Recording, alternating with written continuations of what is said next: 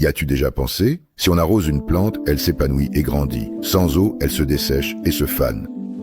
Les feuilles qui prennent vie grâce à la lumière du soleil jaunissent et s'éteignent soudainement lorsque cette lumière disparaît.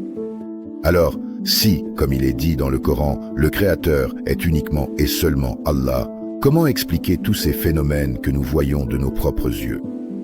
L'eau, le soleil, la terre, l'air. N'ont-ils vraiment aucune influence? Rappelle-toi, parfois, la nuit, quand tu regardes le ciel, tu vois les nuages et les étoiles côte à côte. Mais le fait que tu les vois ainsi ne signifie pas qu'ils soient réellement côte à côte. En réalité, il y a entre eux une distance infinie.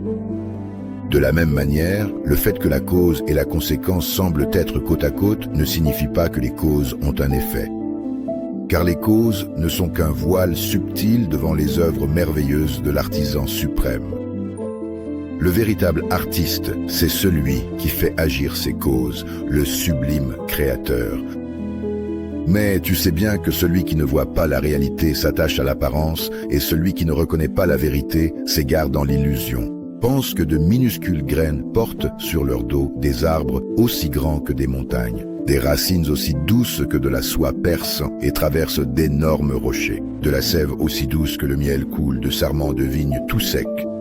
Des fontaines de lait pur, propre et nourrissant jaillissent entre le sang et les excréments.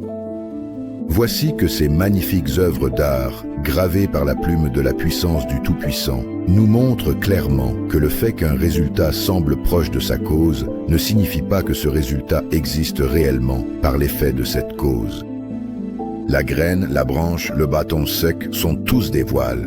Ils ne sont que des moyens. Celui qui crée à partir du néant, qui détermine ce qu'il veut avec sagesse, c'est uniquement Allah.